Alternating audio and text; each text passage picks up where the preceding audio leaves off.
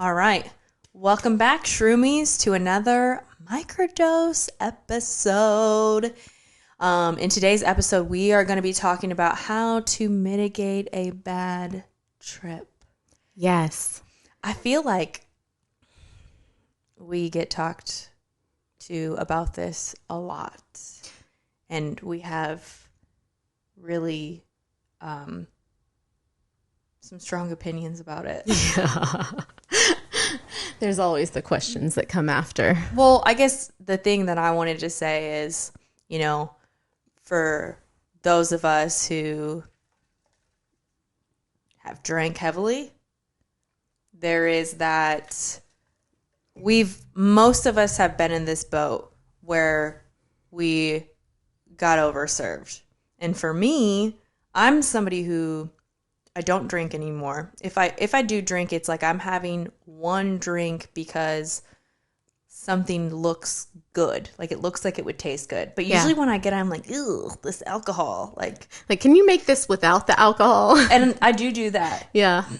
Just because I don't want water. Like I always drink water. I don't want like a soda. Like I just want something like fruity and fun, but with like I don't have to have the alcohol. Because I'm like, literally when I drink it, I'm like, ooh, I can taste the poison. Do you want to know something I learned the other day? What? Someone who enjoys the taste of alcohol is more than likely going to have a dependency or a problem with alcohol later in life. Interesting, because I've always hated the taste of alcohol. Same. But I used to drink myself, like just try to drink it fast because I don't like the taste. Same. Like I will like gag if I think about like a shot of tequila. Like the thought of it like grosses me out. Or like the people who like sip bourbon because it tastes good. Like how? That's my fiance. Even the people who are like, but try this one. This one has sweet notes. I'm like, no, it tastes like dog shit. It still tastes exactly like every other shitty bourbon I have ever had. And I don't care that it was $200 for this bottle. We live in Kentucky, so everyone's bourbon capital. Oh God! And I'm like, this stuff tastes like my butt. Not that I've ever tasted my butt. I feel like your butt would taste better than bourbon. It would. I know that. Right. Not that I know that, but I just know. Like I eat a lot of pineapple. Here's the other thing. How many of us got overserved? Like I was always somebody who threw up. Like almost every time I drank, I threw up. Yeah. And I blacked out, which by the way, if you black out, you are overdosing on alcohol. And if you black out really easily, you should go get checked for PTSD, which that TikTok blew my fucking mind. You mean the New York Times? The New York Times? Not TikTok, the New York Times. Where it was like, hey, if you are throwing up after a night of drinking or if you black out, you overdosed on alcohol. Also, you probably have PTSD. Yeah. Go get checked out. I have PTSD. Literally. And I constantly overdose on alcohol. I threw up. Like there was one time I remember going out and I went to the bar and then I was walking home and then we were in an alleyway and I had to throw up and I literally just opened my mouth and it was like an exorcism. I just projectile vomited straight out. But I did that. But you know what I did? I would do it again. Yes. The next day, the next weekend. And so, a lot of people who talk about their bad trips, which I would rather call them a challenging trip. Yeah. I kind of go back to like how many times we have this bad experience with alcohol and it has no benefit to us. We have this bad experience with alcohol and then we go and do it over and over and over and over again to ourselves. Because even if I didn't throw up, I would get deathly like hungover. But you know what I feel like it is? I think the reason people continue to do it is because that is so normal. Like think about like hangovers are normal. It's a normal part of life. People talk about like, hangovers like it's just nothing because everyone gets them. But like this, what we're talking about, like the challenging trips, the bad experiences, those aren't those are very stigmatized. The substance is way more stigmatized. It's not in everyday society, in our culture, talked about. So it's like taboo to have a bad or a challenging trip. And I hate talking about mushrooms and alcohol like they're anything similar. Yeah. Like a challenging time drinking too much alcohol and a challenging time with mushrooms is even in the same realm. We are talking about poison versus medicine. Well, and that's why even like when literal poison. When we say drugs, I'm like, I don't even consider mushrooms a drug. I consider them a medicine. And so a lot of times when people are having a challenging experience is because it's something that they need to see. It may be hard. Yeah. But it also may be necessary. Mm-hmm. So in this episode, we're really talking about like challenging trips with psilocybin, yes, specifically. Right. I know some people who have had some challenging trips on like LSD, and it was because they were doing it for the first time and went to a bar. And there's just like there's got to be a way that we can help people like have a smaller chance of that happening, which is what we're going to go into today. Which kind of goes right into this first point. Well, and there was something else I was going to say about it. I was going to say the whole bad trip, challenging trip. We've had Jimmy from Psychedelic Passage on, and he has even said like labeling something as bad, like that's just a label. Like you're putting a word to it. And the people that I know, and not everyone, but I have heard from a couple of people who have had so-called bad trips who afterwards had like something really good come out of it. Mm-hmm. So I'm like, so was it really bad if it helped you get sober? Right. If it helped you dump the shitty boyfriend that you couldn't let go of?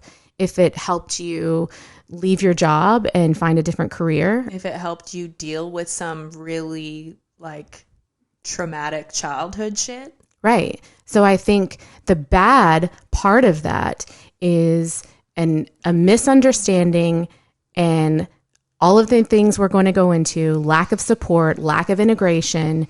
Like there's no way to understand it if you don't have the right tools to deal with the challenging part of it. Yeah. So the really important thing is set and setting. Yes. So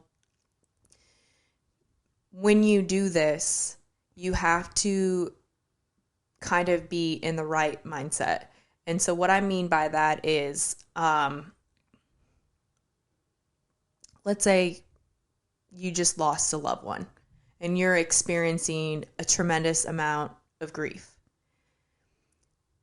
It may not be the right time for you to do it. You may have to, kind of sit through those feelings and process it because you're still like so deep in it that you kind of have to get out of it a little bit before it's the right time. That's interesting because I think a lot of people would want to do it to get out of that. And I think it's necessary that you have to kind of go through that grief a little bit and feel on your own what you're supposed to experience and what you're supposed to feel. And then, and it might be like a year after, it might be there's no timeline for grief, but, and that's just an example of it. Like if you're grieving, And we talk about this a lot. The mushrooms aren't the medicine.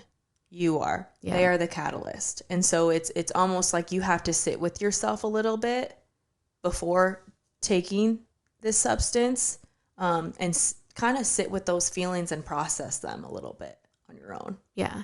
So that would be like the set part of it. Like make sure that like you're in a good place. Like, you don't have to be in a perfect place. No. That's impossible. Right. And the reason why you're doing it is because you're probably not in a great place, or there are things that you need to overcome. You can't be in a place where it's like you're still like really traumatized and really in like the depths of the situation that you're in. Yeah. Maybe work on getting yourself out of that hole a little bit. Yeah. And then the setting part of it is what we were talking about earlier, like the friend I had who had a really bad LSD trip, like where it was her first time and she's in a bar with like, you know, hundreds of people shoulder to shoulder. Setting is huge. Like the people who will try it for the first time at a music festival or at a concert or at a party. And if you are around energy that doesn't align with you, that's going to be a challenge. Right. And yeah, if you go take a large amount of psilocybin and then go to a concert and, you know, you're with people who maybe don't understand or aren't going to be empathetic or soft with you, if you are struggling, like you're around the wrong people, you're in the wrong place, and it could be really, really challenging. I have said this before, but I'm going to say it for the sake of this episode. A friend of ours who always has a bad trip. There's two things to that. They never know how much they're taking, which is the next one. I hate think that. Like it kills we'll me. We'll totally get into that, like the amount that they take, but also like the people that he is with at the time. You know, there's usually drinking involved, and it's a crowded area, crowded situation, a music festival type thing. And when this person starts to maybe go into this experience, and I say go into because like the amount that they took was enough to send them straight in to their subconscious brain, into their psyche, into themselves. They're on the ground crying. Oh. And the people around him, because they don't know what to be doing in that situation. Right. They're all trying to have a good time. This guy is like killing their fucking buzz. Right. Are like, dude, get the fuck up. What are you doing? Stop crying. Like people are staring. You know, I don't know. I've never been there when this happens, but this is like a thing that everybody talks about. And that is not the support that you would need in that situation. And of course, that's going to send someone spiraling further in and trying to fight the experience. Yeah. And when Leah and I have done heroic doses, so a large healing dose, we call it the show you your shit dose. Mm-hmm. We are like in a safe space that we feel familiar in, and it feels comfortable. It's not we're not in party mode. It's with the intention of healing. We're like, you know, in a bed, on a couch, somewhere that feels very comfortable to us. You know, somebody is sitting with us, making sure we are safe. Somebody who is sitting with us is somebody who is lending us their calm nervous system. They're also sober. Like, it's not this, like, we're doing this and then going out to the club. Yeah. Because that would be awful. I could not even imagine oh my God, what that would feel like. I know so many people who have done that, and they're like, I'm never touching them again. Yeah. And then we also have like a eye mask we put on and lay back and go into our own mind. So I can't imagine being in a public place while dealing with like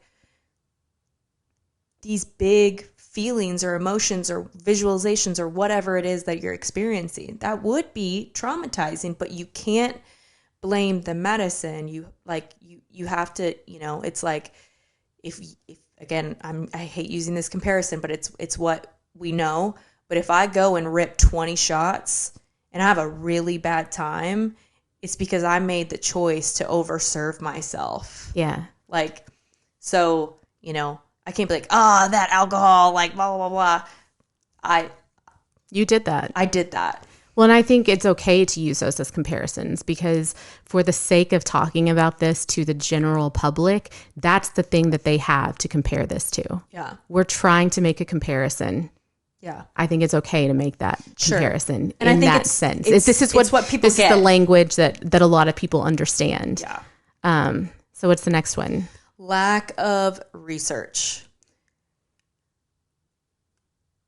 For the people that listen to us, I love that people listen to us and feed off the information that we give them, but you also have to advocate for yourself and do your own research.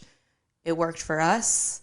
It has worked for a lot of people, but also you need to have your own knowledge about what you're doing and why you're doing it and how it works and what the expectation is there. So you're not doing it blindly and not just going by what we say or what somebody else says. Yeah.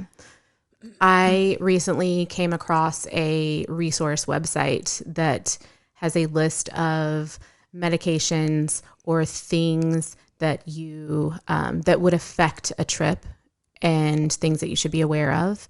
Because that's another thing is like sometimes medications can either exacerbate or dull or numb your experience on mushrooms. It's Fadiman's website, James Fadiman, the microdosing like guru. How do you spell that? Fadiman. Okay. I think it might be fadimanmicrodosing.com. I could be wrong about that. We'll figure it out and I'll put it in the link. But also outside of that, like there are so many other ways to research this. So many other ways. And anybody who doesn't know what they're doing, like, and they're just doing it blindly or taking it blindly, like you're not being responsible. Yeah. At all. That's a very good point. At all. And I could be wrong about this, but I do feel like the mushrooms are very, very good at showing you your shit, yes. And they're also really good at giving you what you need, not necessarily what you want. And sometimes I feel like if you're fucking around and you're not taking it seriously, I feel like they'll punish you because you're not fucking ready.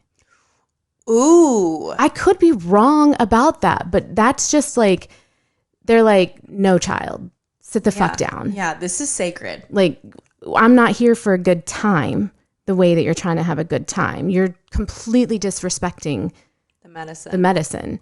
And I'm not also saying that they can't be used recreationally or to enhance an experience, but we'll get into that too, because there are protocols and recreational doses and intentional healing doses. And if you're going into it taking a very large amount thinking you're going to have a good fucking time, I feel like it has this way of like shoving you on your ass and saying, no, the fuck you're not. Right. Because you don't know what you're doing. And I do get, like when we first started this podcast, I had done it, but I didn't know a lot still, right? Yeah. There's just, it's a lot of information. Yeah. I knew to put myself in a safe space and, in that part. But in regards to just psilocybin and just learning about it, there's so much information out there. And I get that it could be really overwhelming or maybe even confusing. But there is support, and it's psychedelic.support, where you can find a psychedelic assisted therapist where they can kind of help you along the way and, guide you in the sense of like with education. And so you're doing it safely and effectively. Yeah. And so if you still feel like you don't know, seek out that. I would love to get to a point where people can call us for oh my God. direction. Yeah.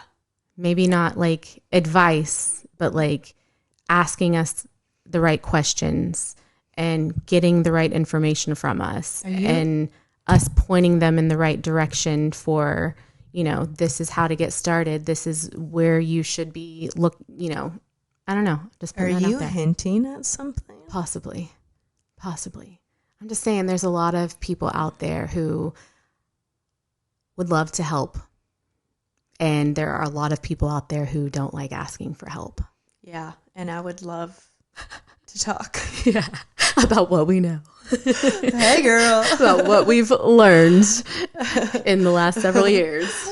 We have a lot of information to give and a lot of resources. Yeah. Honestly, we've built a very, very large database for people in this space. Definitely. Okay. So what was that one? Lack of research. The next one, dose. I feel like that should literally be the first thing. To me, in my opinion, that is the most important. Yeah.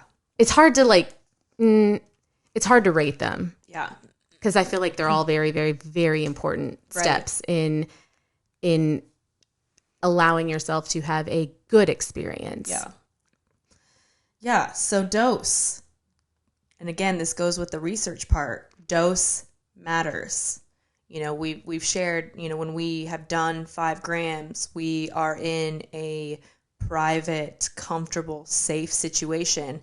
And I've never done this. And I literally can't fathom it, taking 5 grams and then going out in public to like a concert. And we know people who have done that, and it's not safe. And again, I don't even want to experience it for the sake of experiencing it. No, and this is sacred. This is sacred medicine, and you need to use it properly.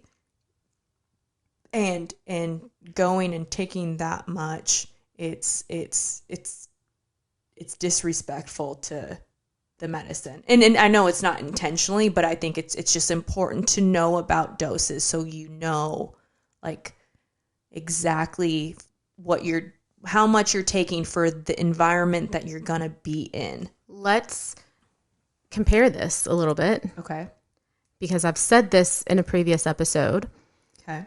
So let's say you hear, mushrooms can help blah, blah, blah, blah, blah, or they can help enhance your concert experience, or they can help you get through some anxiety and some trauma.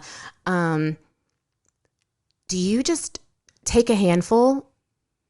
Or do you how much mushrooms? Because I'm going to compare this to alcohol for a little bit. Someone says, hey, have this drink. It'll help you relax. It'll help you calm down. Do you drink the whole bottle? Or do you take a sip or a drink? And sometimes that's a little bit of a trial and an error thing. And if you fuck up, you're going to really fuck up. Right. But it's also the same with Tylenol or any type of prescription medicine where they're like, this is the recommended dose. Don't mix it with substances. This is how much you take and how often you take it. And then you take the fucking pills and you take a handful of them. You're not using it in the way that it is intended to be used. Right. So you are not going to have the effects that it should have. Period. No matter what the substance is. How many times That's a good analogy. have you have done this? Oh no. Or even heard of someone who's done this. And we've talked about this too, comparing it to taking an edible.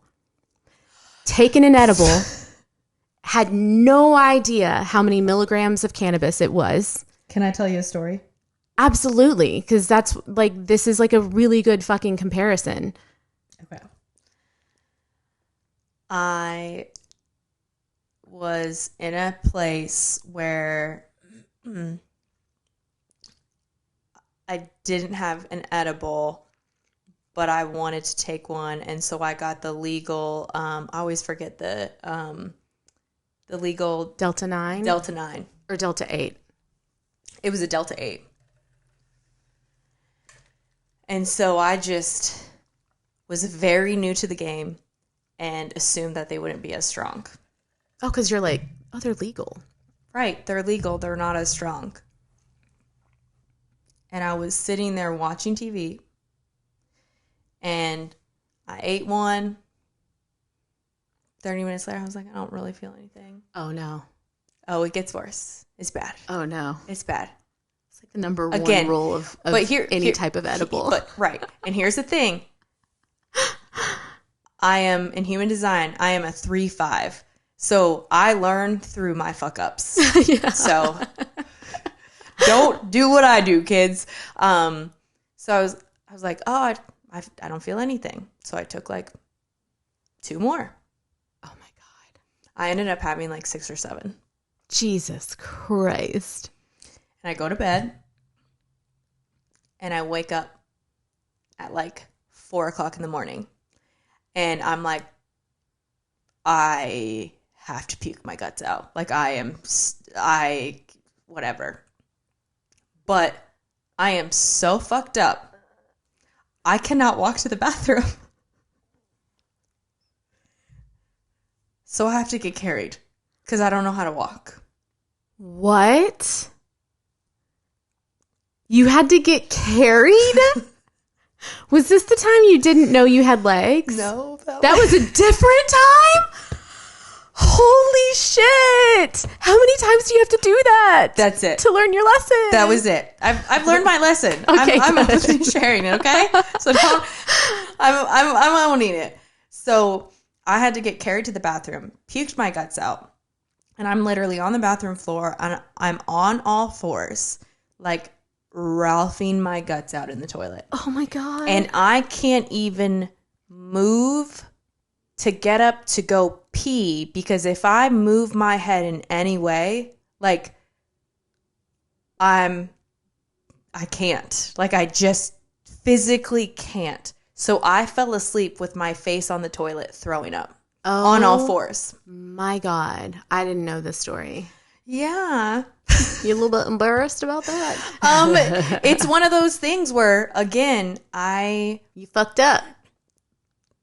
I fucked up bad, and I paid for it, but it wasn't the Delta 8's fault. No. It was my fault. Okay, and also like I've had people like they're telling me this story, a similar type of story, and I'm like, well, how many milligrams did you take? And they're like, I don't know, it was like this big, so I thought it was. It could have been doesn't fucking matter, right? It could have been super strong and tiny. I've had edibles that are tiny that are like 50 milligrams, and I have had edibles that are huge that are like 5. Right. Yeah. Size in this situation doesn't fucking matter. It matters sometimes, but not in this. Doesn't matter. Know your dose. And it was one of those things where, like, I had to learn the hard way. I'd never smoked weed. I didn't know what I was doing. Nothing. And so I learned by fucking it up. But I was like, that was 100% my fault. You owned it. I did. You owned it. I mean, it is what it is. And I'm sharing this because so you don't make the same mistake that I made. Yeah. And I'll proudly be the dumbass on the podcast that will share the story about how I got fucked up on Delta 8s. So here we are. I mean, I've had those types of situations before, but now Sure. I just know, like, I know my dose. I know that, like, I don't have a high tolerance. So, like, 5 milligrams tops for me. Like, I know that, like, is like a baby amount to some people, but I know myself. I know my tolerance. And 5 milligrams of cannabis gummies is, Yeah. I'm good. Yeah. I'm good. So, as far as, like, mushrooms go and the dosing and the amount, there are amounts that you can take. There are recreational amounts. There are large amounts, and they have names. And these are things that you can search. There are websites for this. Dosed.com is one of them. We've also on our Instagram have posted slides about dosing. Mm-hmm. There's a microdose that a lot of people are afraid of because they just hear the word mushrooms and they start to freak out. But a microdose is like a 10th to a 20th of an amount that where you would feel something. So one of my favorite things to do that is more recreational is my favorite place on the planet is being by the ocean, in the ocean. And so my favorite thing to do is to take a microdose and sometimes a little bit larger than a microdose and go to the beach. And it's when I take a microdose, it's not something where I'm like, oh yeah, I'm fucked up. I'm in the water and I'm blah, blah, blah. It's seeing like, shit and fractals. I'm seeing shit and there's unicorns and rainbows. Yeah. And it's more like, wow, I'm really present and I really am aware of everything around me. and I notice how beautiful everything is, and I feel very connected to the water or just being outside or being present with whoever I'm with in that situation. Like, it's more of the noise gets taken out and I'm just like truly in the moment. Yeah. Let me add to that. So there is like the microdosing amount that is a very, very small amount. There is like a museum dose that they call it, where it's like enough that you feel good. You can, I think they call it that because you can fucking go to a museum and like you're not so fucked up that people notice, or you're not like seeing shit. You're just having a really good time. Kind of like what you're saying. Like, yeah, on that, it makes me more aware of what I'm doing. Yes. And the times that I have done a little bit more than a microdose on a vacation or at the beach, you know, it's not every day. Right. And I might get a little pushback for this, but I'm going to say it anyway. Okay. I have said before, it enhances my experience because of what you just said. Like, I'm watching my kids play in the sand. I'm playing with them in the sand. I am more present. I am like, this is such a beautiful day. This is such a good memory to have with my family and with myself, and just being here, and my kids are going to, like, I'm so much more grateful for the things. And also what you said, it quiets the noise. This is where I might get a little bit of a pushback. And I also read this the other day when I was reading the same thing about like people who like the taste of alcohol tend to have more of a chance of having a problem with it. People who say it enhances my experience. What it was saying about that specifically with alcohol was, is it enhancing your experience, or is it helping you numb some things? And the reason I'm saying that is I am around a lot of people who drink to enhance their experience. Yeah, you are. And for me, I'm like, I don't mean, I have a very hard time saying this because I feel like it's going to come across as judgmental, but I'm just comparing the two. Okay. Yeah. You and I, we take like 0.5, grams of, half a gram of mushrooms, maybe a gram. And it's like something we take in the morning, and then like we're feeling grateful and present all fucking day. Someone who has to drink to enhance their experience is finish a drink, get another one, finish a drink, get another one, finish a drink, get another one. Are you seeing the difference? Well, yeah. And also, let's just talk about like, are you trying to get drunk, or are you trying to play with your kids? Right. Look at the day for what it is. Right. I have a very hard time understanding how it's the same thing. Yeah. That's all I'm saying. Well, but for me too, like, let's just talk about the sheer science of it. Like, we know well, I guess we don't really know all of it because there's still so much to learn about psilocybin, but we know it reduces inflammation in the brain. We know that there are a lot of benefits to it. We also know that alcohol is a literal toxin. That is no benefits. A fact. It's a not fact. An opinion. It's not an opinion. It's a fact. And so there are zero benefits. Zero. And whereas, psilocybin, like at Johns Hopkins, it's used as a form of treatment to treat addiction, bulimia, anorexia, anxiety, depression, smoking addiction. Like, there are reasons why people do this and reasons why people do it like a certain amount to be more present with their family. When I went to the beach, I was like, oh my gosh, do you guys notice like the clouds right now? Yeah.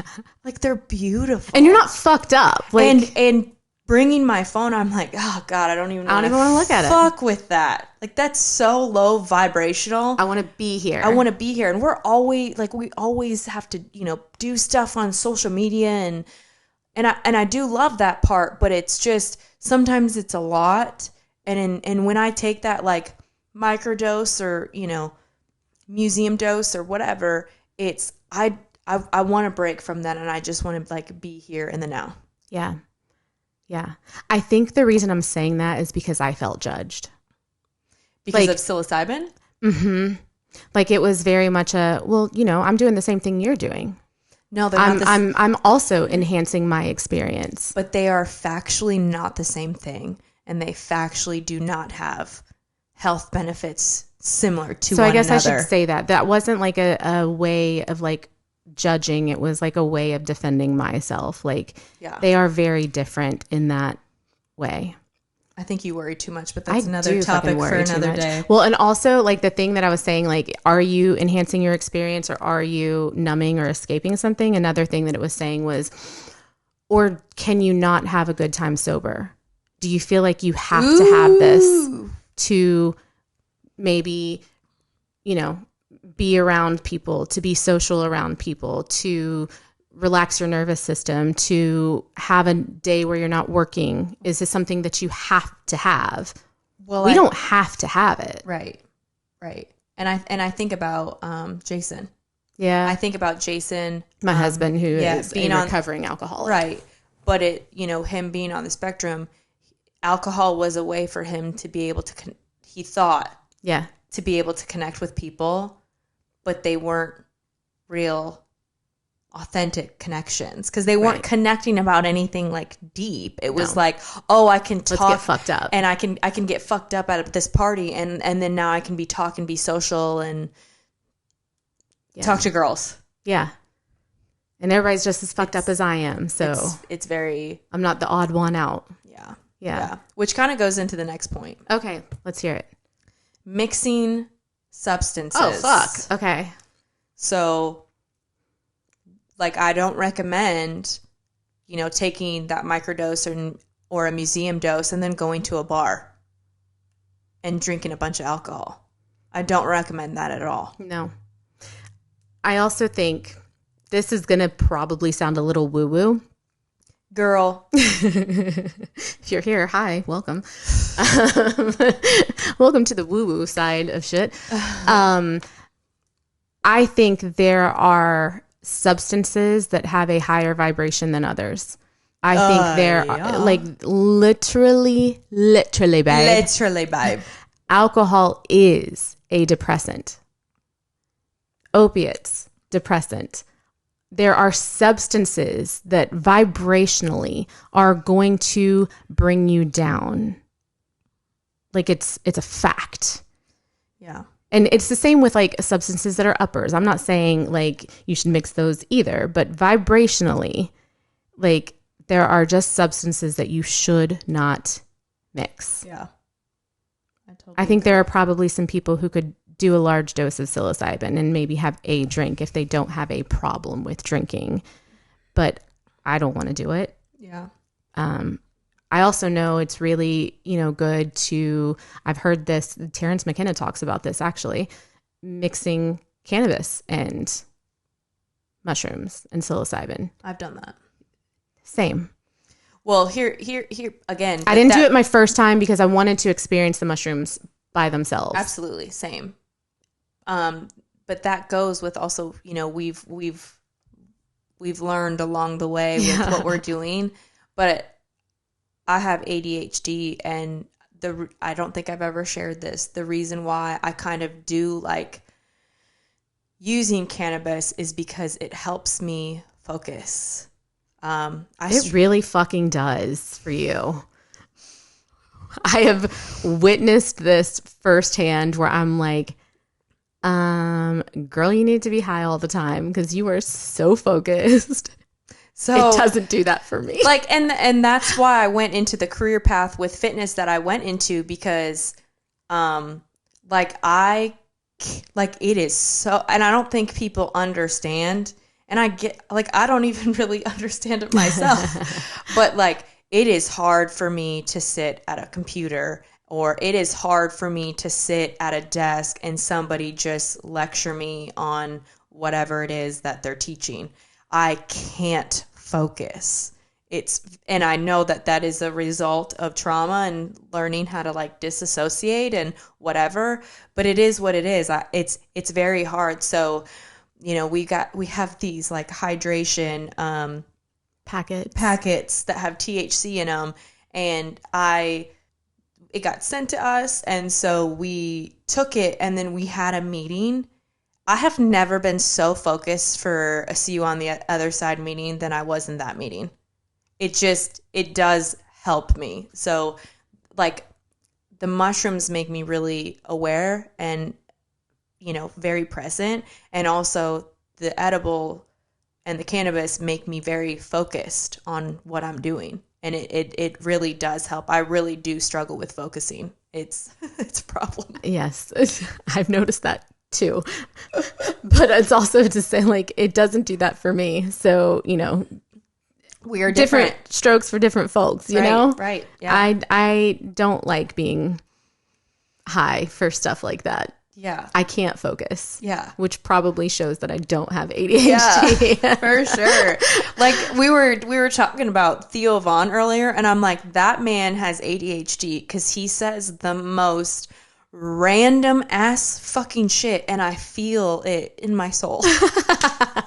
I relate to it. So what was that one about? Mixing substances. I also think that like also goes with mixing this medicine with SSRIs and SNRIs and medications or any type of mood stabilizer. Like, know what you're doing before you do it. Mm-hmm.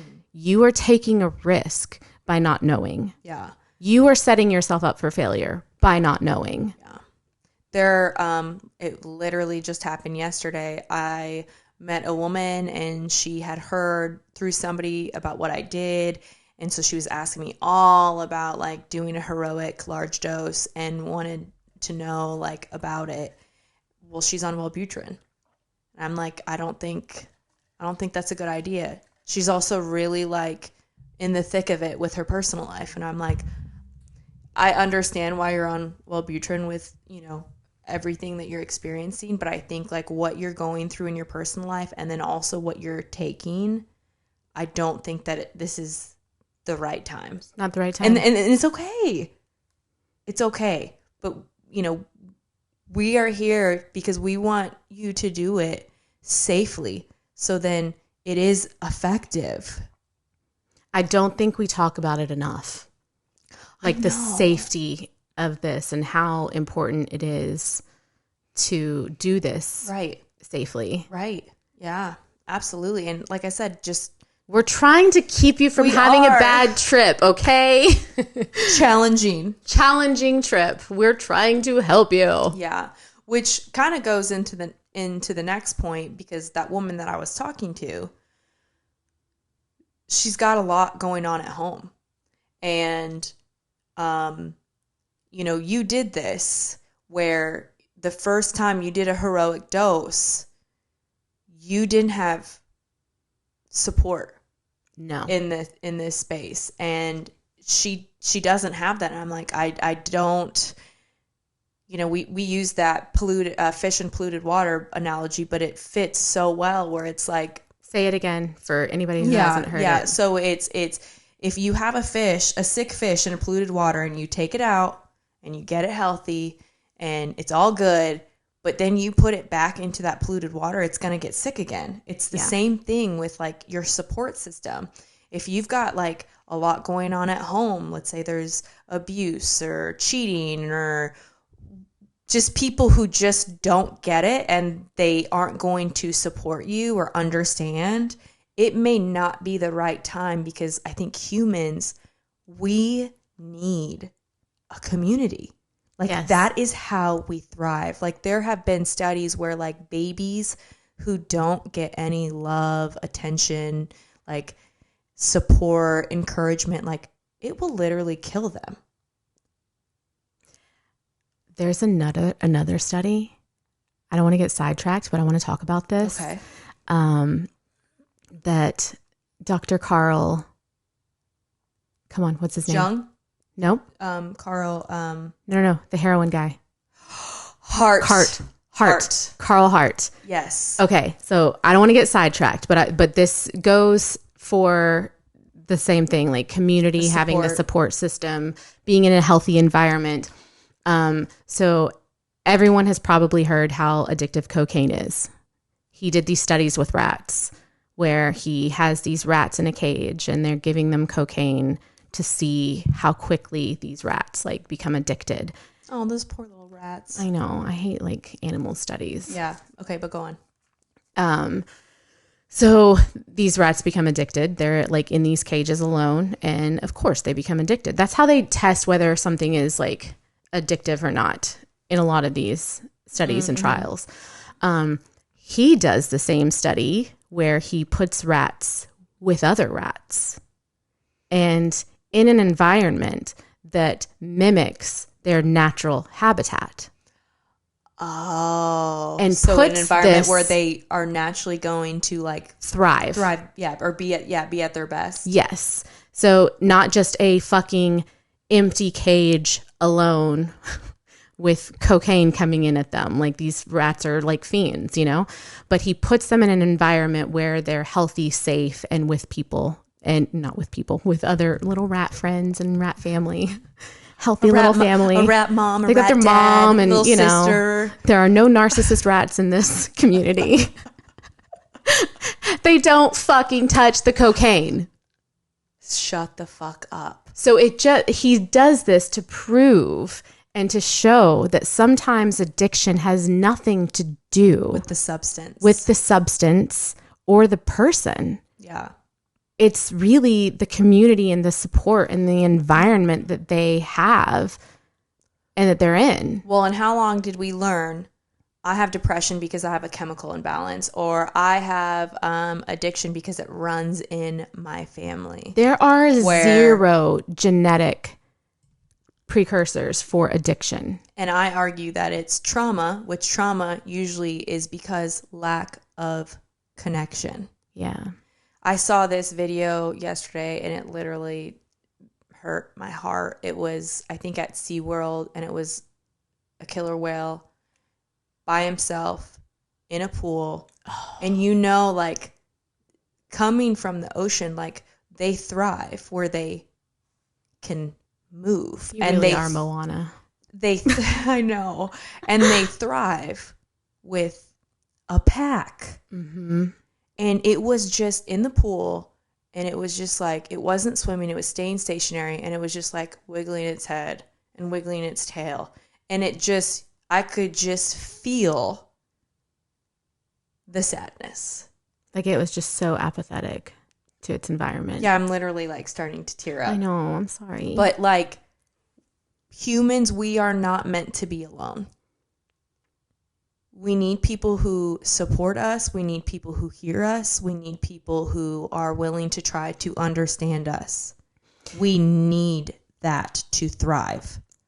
And to what you were saying, like to have that support and that community and the things that are going on in your life, like I can say from experience, you know, we've had someone ask us before if like this can cause depression. It could. And let me tell you why. This totally could. After my first heroic journey, this was not mainstream yet. This was not every corner, every news article, all over TV. Like, I knew no one who had done this before. My husband didn't understand. He was still an alcoholic, very not on the same trajectory of growth or healing that I was. Not supportive. No friends in this space that I could open up to. And about a year in, because I tried really hard to make it work. I didn't have an integrative therapist at the time. I had my regular therapist who knew nothing about this. Right. And you had friends, but you didn't have friends in this space. So it's like you can have friends and still feel very alone. It's just this, it's like the camaraderie of it, the community of it. Like my friends were as supportive as they knew how to be. Yeah, but they don't know anything about anything in this space. No. And if you've done something like this, you know what I'm talking about. There is a difference in the way that you see the world and view the world and hear things. And, you know, there's a difference. It's hard to explain if you haven't done it, but to not have anybody to go to, a year in, I went right back into like one of the biggest depressive episodes I've ever had in my life. So no, it can't cause depression, I don't think. No. But if you are not prepared or have some type of supportive environment or someone you can go to, therapist, friend, spouse, it will be very hard for you to thrive afterwards. Yeah. So community, is that what that one was? Community and support? Yep. Just lack of support. Lack of support. And what you said earlier, psychedelic.support. Yeah. You know, you might have a therapist that you love, but they are not educated on psychedelic medicine. And if they are, amazing. Awesome. Great. Stick with them. If not, you don't have to break up with your therapist, but maybe seek someone out who can help you for a short period of time. Yeah. Through this. Okay. What's the next one? Or did you have anything to add to that? No, that was good. Fighting the experience.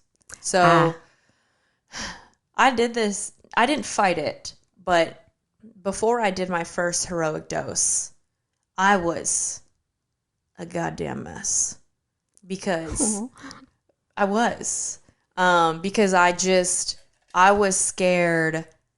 Like someone coming from an abusive, home, physically, emotionally, mentally, and I struggled with bulimia and anorexia because it wasn't about food, it wasn't about my body, it wasn't about my weight, it was about control. Because everything around me was so chaotic, and that was the one thing I felt like I could control.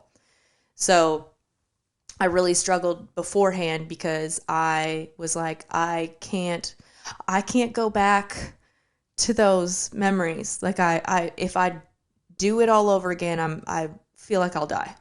Like I'll break. I genuinely had those thoughts. Like I can't emotionally handle it.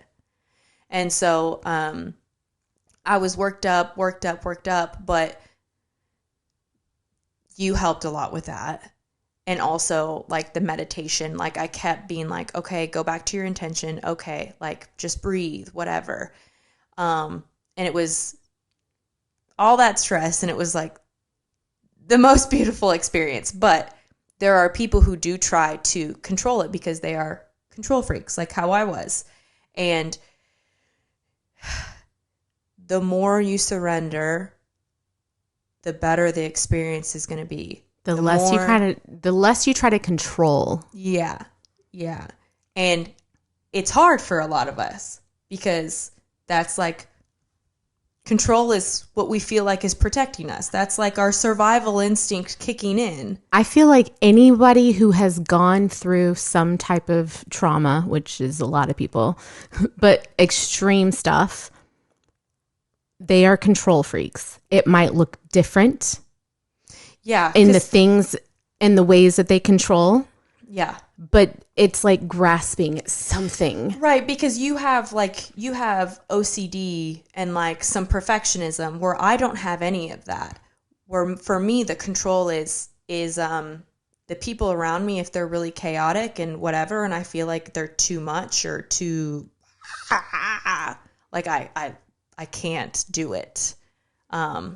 Like I was in a situation, I don't want to indulge too much to spill who it is or what happened, but I was in a situation where I was with somebody and I couldn't control that I was with them for an extended period of time. And this person is very OCD, very type A. Very intense, very loud, very aggressive. And I'm like loud, but it's like bubbly and like, squirrel. Like, I don't know. You know what I mean? Where it's just like, no, you're going to do this and you're going to do that. And this is how this is going to go. And if it doesn't go this way, I'm going to lose my mind.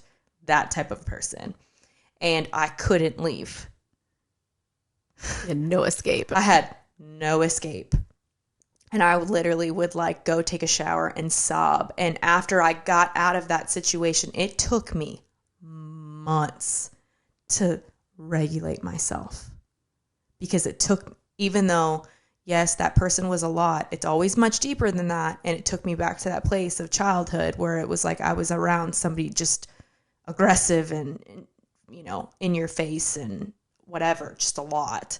And like it took me so long to like get down from that. It was, and that's how I will always be because of my trauma, and that's fine. But I don't even know where I was going with that. I was going somewhere. I think it was about the control thing. Oh, yes. ADHD. Yeah. There it is. There it is.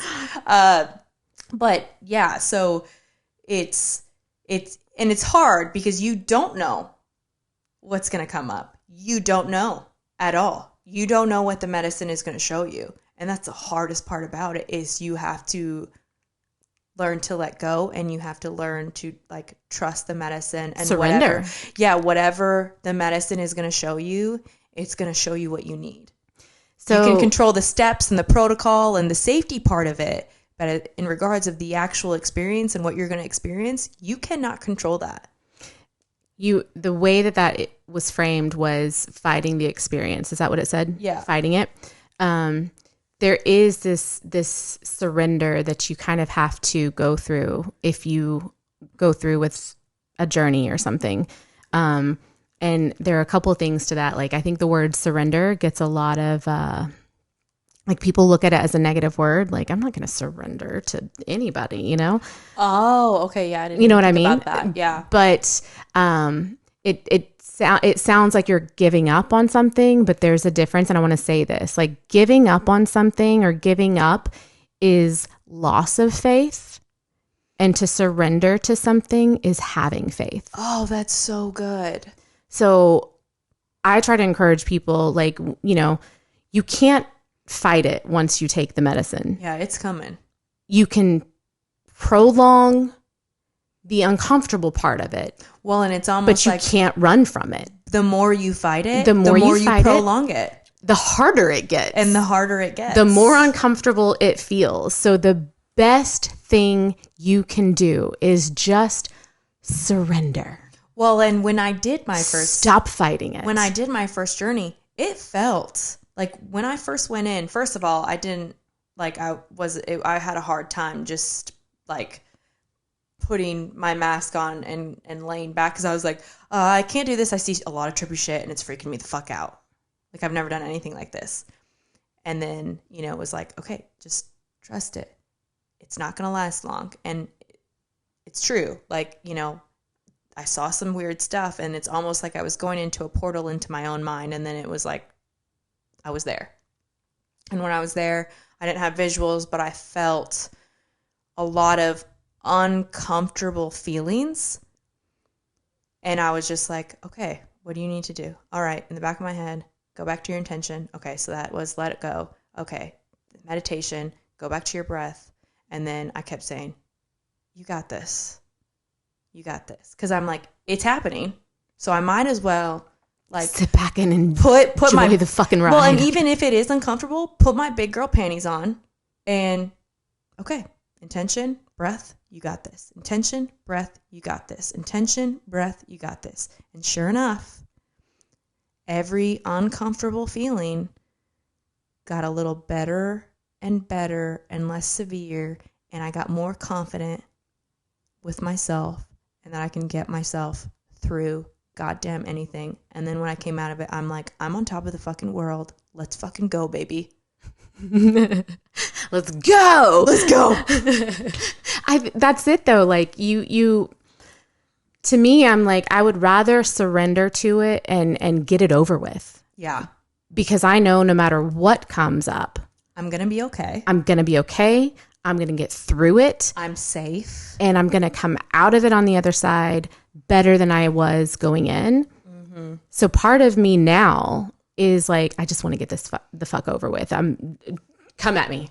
Yeah. Surrender. Hit me with it. I'm not going to fight it. And it's true. Like, you literally, you can't run from it. Like, you can't throw it up. You can't take something that's going to make it go away.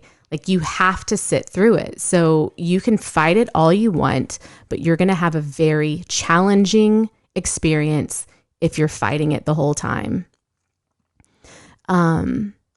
Someone sent me a YouTube the other day, and it was Terrence McKenna. It was a friend of mine.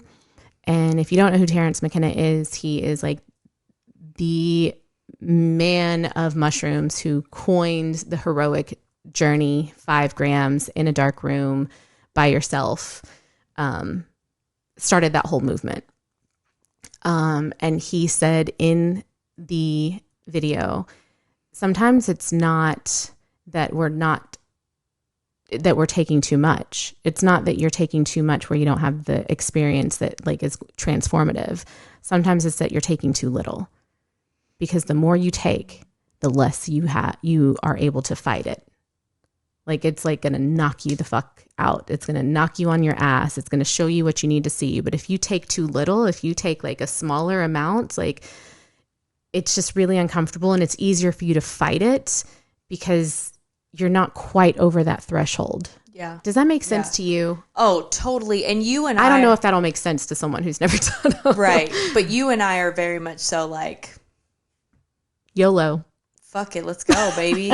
You know, we are the experimenters for sure. And so for me, I'm like, this is what you recommend? I'm somebody who, if you're like, or if I know, like, all right, you need to chop off your finger and you do this, that's going to bring you peace and healing and whatever. I'm like, all right, choppy, chop, chop. Like, let's go. I'm somebody who I will go to like the darkness and deep stuff to get to the other side. Probably because we've been through it. Right. We've said that before too. Yeah. I'm like, I've got CPTSD. Like, what have I got to lose? Right. I've like literally been abused for most of my life. What the fuck do I have to lose if it's going to bring me some like peace and serenity and like, let's go. So fighting the experience will probably put you in a situation where the trip is going to be much more challenging than it should be. Yeah. That's good. Okay. All right. We kind of went into this, but the next one is unresolved traumas. Okay.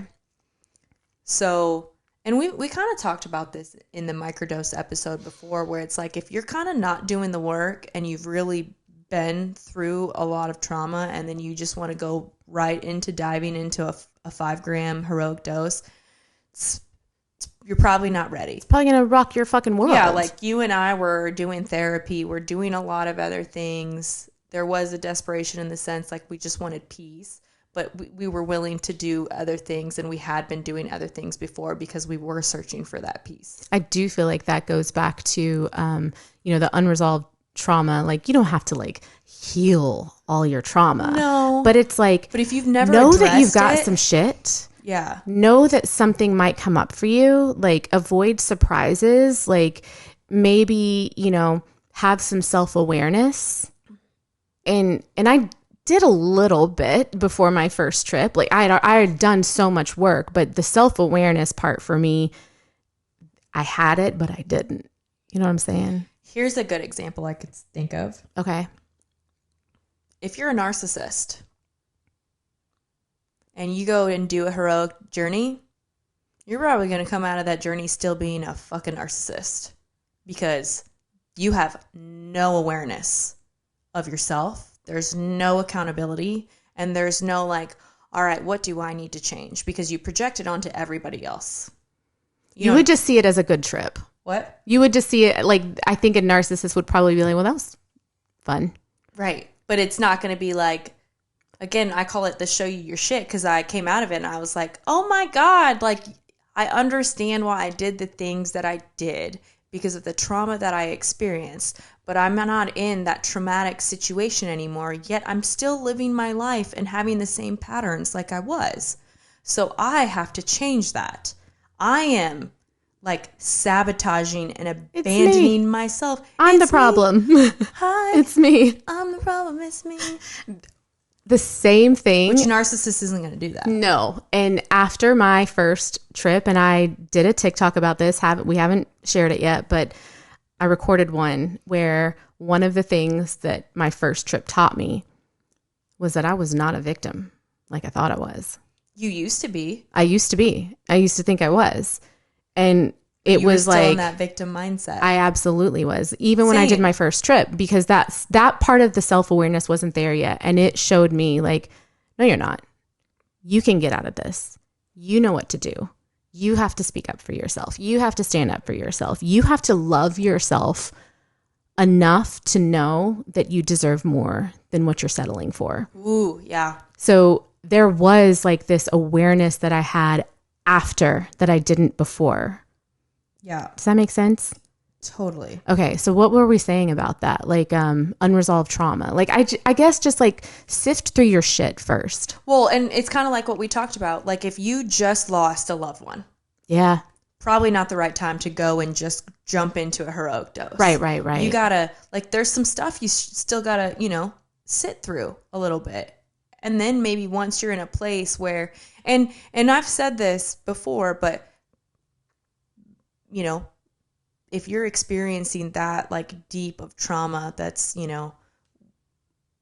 that may be a time where you do take an antidepressant just to get yourself through that phase. Yeah. I don't necessarily agree with taking it long-term forever, but it might be, because if you take a heroic dose, there might be a lot of feelings there that you're not necessarily ready to feel because you just went through something so traumatic. Yeah. So. Yeah. The other thing that it's not on here, but I wanted to include,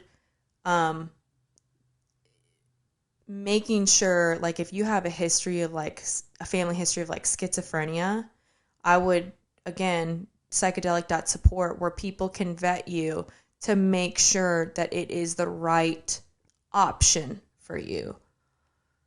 Or if you've had if you've had a history of, like, psychosis, yeah, this might not be the right thing for you. Right. So, again, you have to know yourself. You have to advocate for yourself. And, like, it worked for us. It works for a lot of other people. It may not be for everybody. Okay, so I need to add that one on there. Okay. External triggers. That's the last one. Okay. So, like, after I did a heroic dose, listen. Oops. This bitch loves her some fucking Bravo TV, okay? Housewives. You do? I do. Like, that's another ADHD thing. I hyper focus on things like that. Interesting. Like Game of Thrones, I am a fucking GOT encyclopedia. I know the characters. I know everything about anything about that. Yeah, I'm like, I show. like it. No, I hyper fixate on. But you're like, do you remember da da da da and da da da? I'm like, no, that was like season 1 10 years ago. Yeah, I hyper don't remember fixate names on the most of random anybody. things. So right now I'm like super hyper fixated on Avatar 2 because I just watched it and it's all about water. It's so good. I haven't watched it yet. And I would totally watch it with you. I want to watch it on mushrooms. Let's go, girls' night. In this room, on that TV. We should go to Alyssa's house and have a girls' night. Okay, Allie, invite us over. Yeah, please. But I like hyper fixate on things. Okay, ADHD, where was I going? The external triggers. Okay.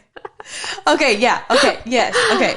So after I did my heroic dose, like a couple days later, I turned on like Real Housewives, Vanderpump Rules, like all these things. And I was like, yeah, no.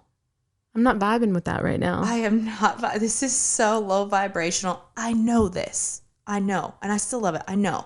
But like after I was like, I can't fuck with this for a while. I got to ease back into it. Like, I got to ease back into that shit. Well, and another thing, like an external trigger would be like being at a concert. Right. Like the people around you, the environment that you cannot control. Like to me, that is like a control thing. Like you can't control shit at a concert or going out to a bar. Like you can't avoid people getting to a fight around you or, And another external trigger would be like having your kids or your dog around to like bring you out of an experience. Like if you're in it and somebody rings the doorbell, like you're immediately probably going to start panicking. Yeah. And I'm talking about after. I can't imagine during. Right. I can't imagine like taking too much and then going to like a heavy metal concert and I'd be like, oh, I'm scared. Okay, so another thing with another external trigger would be the music that you're listening to. That matters. It makes such a huge difference. I personally prefer to listen to music that was made for tripping. Yeah, and there is a Johns Hopkins psychedelic playlist that's like hours long. And, you know, it's okay if you're listening to a song and that song is taking you to a not good place and you are not vibing with it. It's okay to just change the song. Change it.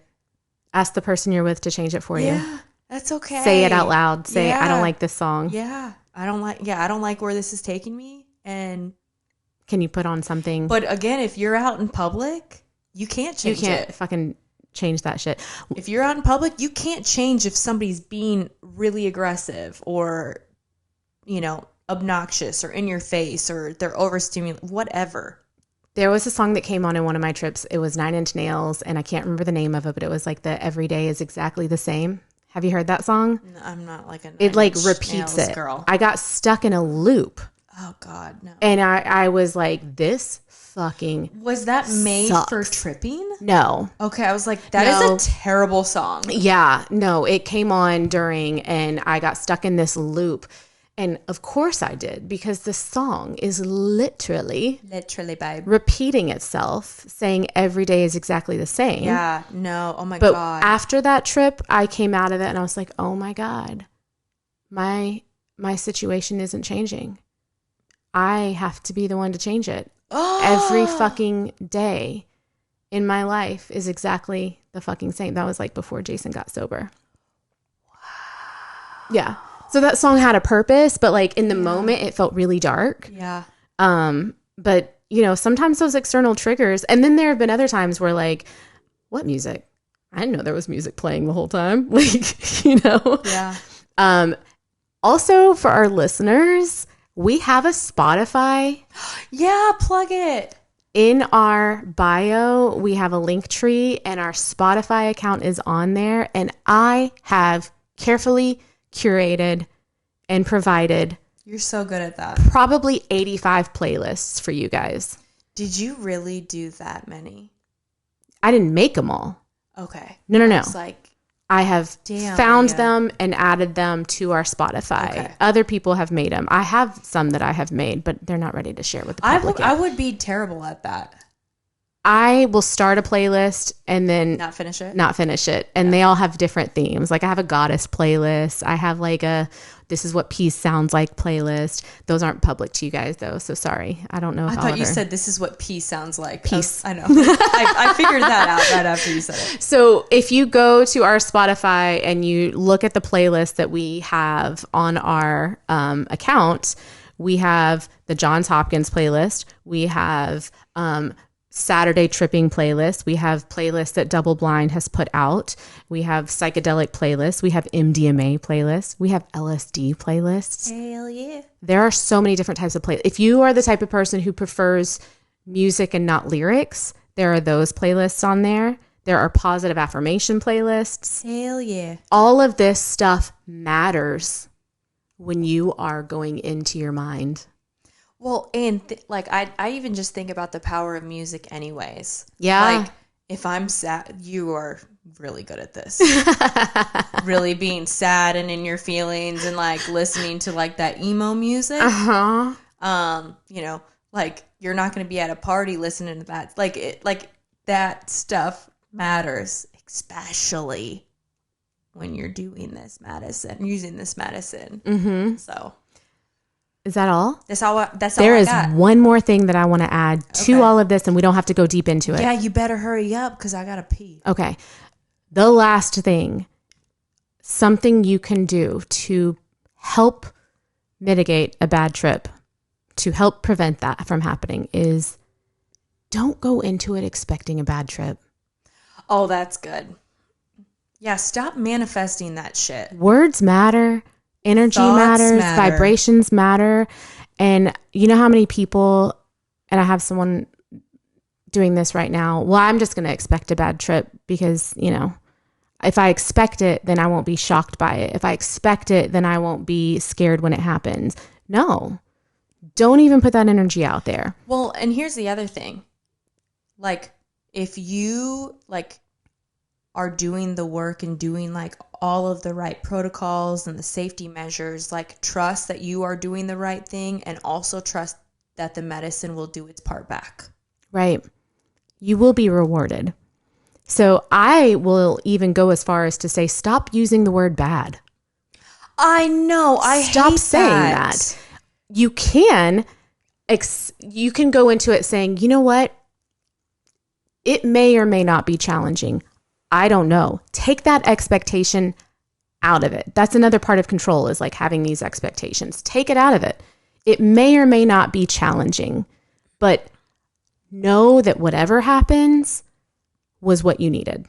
That, and like, you are oftentimes doing this because of something challenging that you experienced in your life that was incredibly unfair, traumatic, whatever. And you survived it. Yeah. And this is going to be something that is a medicine that is going to help you thrive from it, not just survive it. And, you know, you've gone this far. Trust that this is going to do you well, and you are going to come out on the other side. Wink, wink. Nod, nod. You are going to come out on the other side with a lot more clarity, peace, whatever it is that you needed. Yeah. Yeah. Okay. It's going to be good no matter what. Pee-pee time. Okay. Wrap it up. That's it, folks. Good closing. That's it, guys. So links in our bio for our Spotify. I will figure out that website for you guys, put all of our stuff in the show notes. And if you guys have any questions, as always, reach out to us. Let us know. Stay curious. We'll see you on the other side. Bye.